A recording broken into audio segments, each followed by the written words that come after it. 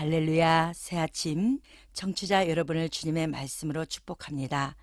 오늘 하나님이 우리에게 주신 말씀은 출애굽기 26장 1절로 14절 성도의 옷 앙장이라는 제목으로 함께 은혜의 말씀을 나누겠습니다.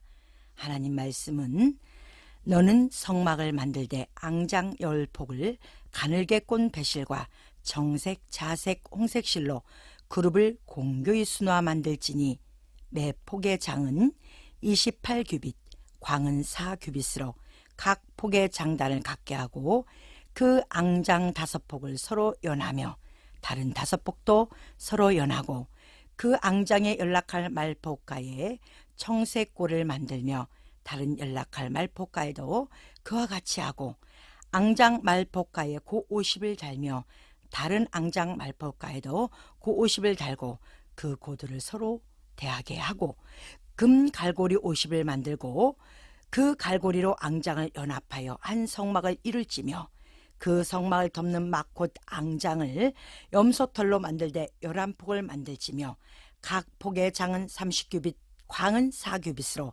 11폭의 장단을 갖게 하고 그 앙장 5폭을 서로 연하며 또 6폭을 서로 연하고 그 6째 폭 절반은 성막 전면에 접어 들이우고 앙장을 연락할 말폭가에 고 50을 달며 다른 연락할 말폭가에도 고 50을 달고 놋 갈고리 50을 만들고 그 갈고리로 그 골을 꿰어 연합하여 한 막이 되게 하고 그 막 곧 앙장의 나머지 반 폭은 성막 뒤에 들이우고 막 곧 앙장의 길이에 남은 것은 이편에 한 규빗 성막 좌우 양편에 덮어 들이우고 붉은 물 들인 수양의 가죽으로 막을 덮개를 만들고 해달의 가죽으로 옷덮개를 만들지니라.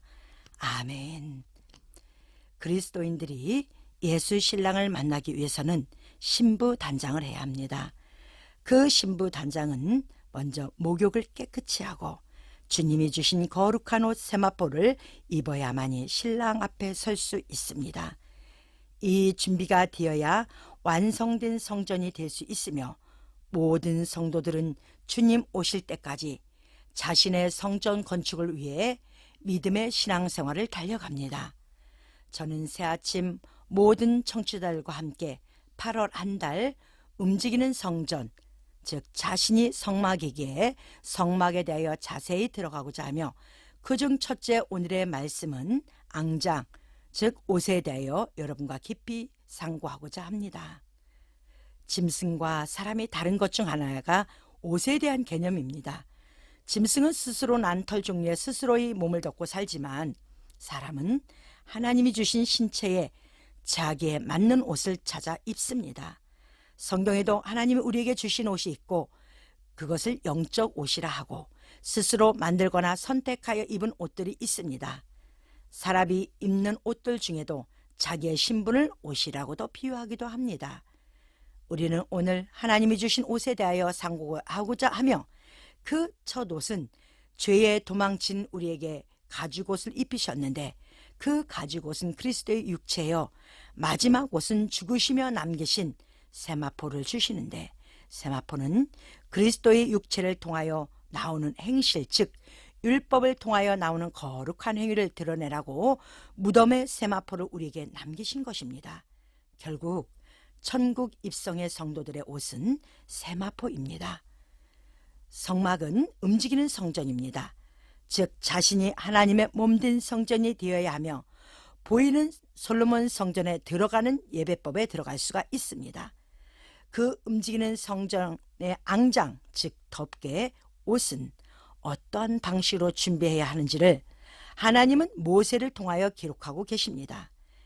예수님이 말씀하십니다. 천국은 거듭난 자가 들어갈 수 있다고. 하나님은 모세를 통하여 거듭남은 출애굽하는 것으로 가르치시며 아브라함과 함께 가던 가나안이 아니고 그 가나안을 젖과 꿀이 흐르는 땅으로 바꾸기 위해서는 육적 신앙을 다시 빠져나와 영적 신앙으로 바꾸는 것인데 그것을 출애굽이라고 합니다. 출애굽한 성도들에게만 준비하는 것이 성막입니다.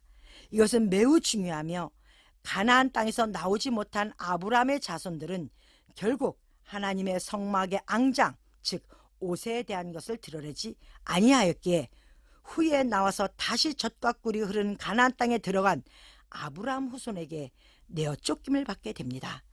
그러나 출애굽한 백성들은 자신이 그리스도의 전이 되어야 하기에 가장 먼저 성막의 앙장 즉 옷을 준비하라고 하십니다. 세상 사람들도 밖으로 일하러 나가기 위해서는 옷을 입고 나갑니다. 그런즉 하나님 나라의 일꾼들도 그리스도 예수가 주신 옷을 가지고 있어야 하며 그 옷에 하나님이 부여한 진정한 의미를 깨달아야 할 것입니다. 그중 첫째는 성막의 내부 옷입니다. 내부 옷의 특징은 반드시 꼰 배실과 정색, 자색, 홍색실로 그룹을 쏘놓아야 합니다. 이는 곧 성도들의 가슴 한중심에 새게 할 것들입니다. 꼰 배실은 흰 대리석에서 유래되었고 이것은 죄가 없으신 예수 그리스도를 의미합니다. 이는 자신을 구원하신 구원주가 죄와 전혀 상관없음에도 불구하고 십자가에 못 박히심을 기억해야 합니다.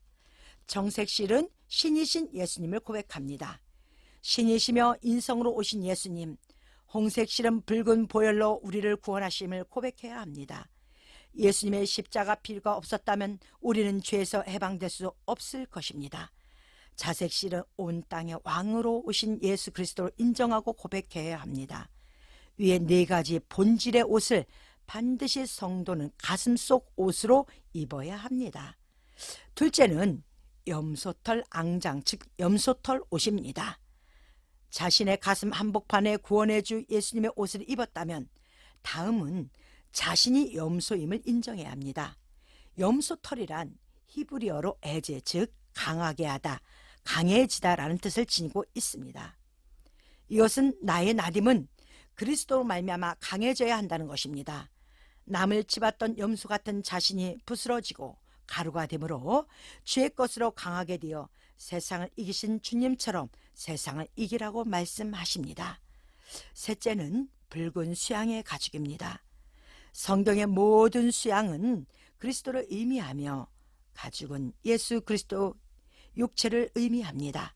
붉다라는 것은 죄인을 위해 피를 흘리신 그리스도이기에 여기서 입어야 할 옷, 그것은 예수님처럼 내가 죄인 되었기에 그 죄에서 구원하시기 위해 자신의 육체로부터 붉은 피를 쏟아내십니다. 그 옷을 그리스도인에게 입어야 한다는 것입니다. 복음을 위해서 나 자신을 내어줘야 하는 옷, 내 자신이 복음을 위해 죽어야 하는 옷, 남을 살리기 위해 피와 땀을 흘려야 하는 옷, 이것을 반드시 입어야 한다는 것입니다. 넷째는 해달의 가죽입니다. 가장 밖에 입어야 할 옷입니다. 세상에 가장 먼저 나에게 터치되는 부분입니다. 해달의 가죽은 히브리어로 다쉬, 바다의 소를 말합니다. 이 시대 근동 지역 사람들의 신발의 특징은 가장 튼튼한 해달의 가죽으로 신발을 만들어 신습니다. 왜냐하면 해달의 가죽은 가장 질기고 튼튼하며 모래바람도 뜨거운 태양도 해달의 가죽을 뚫지 못하기 때문입니다. 이것은 성막 즉 자신의 성전이 되었을 때 세상 것으로부터 어떠한 바람이 불어도 즉 환난과 고통과 역경이 온다 할지라도 성전인 자신을 흔들리지 않게 한다는 것입니다. 그러기 위해서는 반드시 해달의 가죽옷을 입어야 한다는 것이며 이것이 비유라 할지라도 온전한 믿음은 외부로부터 오는 그 무엇에게도 흔들리거나 넘어져서는 안 된다는 것입니다. 사도 바울은 고린도전서 3장 16절 말씀에 너희가 하나님의 성전인 것과 하나님의 성령이 너희 안에 거하시는 것을 알지 못하느냐라고 말하고 있습니다. 여기서 사도 바울이 이야기한 우리 자신이 성전이라면 반드시 위에 네 가지 앙자 곧 성전 옷을 우리 몸에 입어야 한다는 것입니다.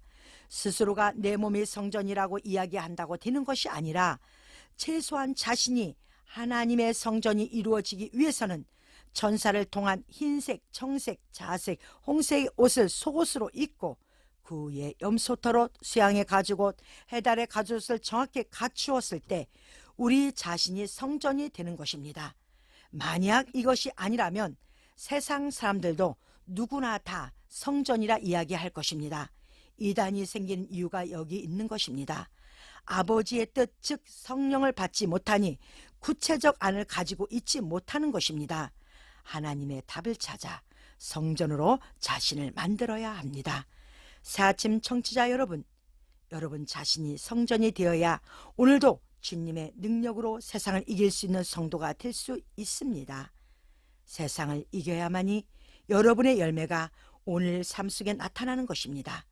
오늘 반드시 성전의 4단계 옷을 입고 주님과 동행하는 삶을 사시어 열매가 주렁주렁 열리는 오늘이 되시길 주님의 이름으로 축원합니다. 아멘.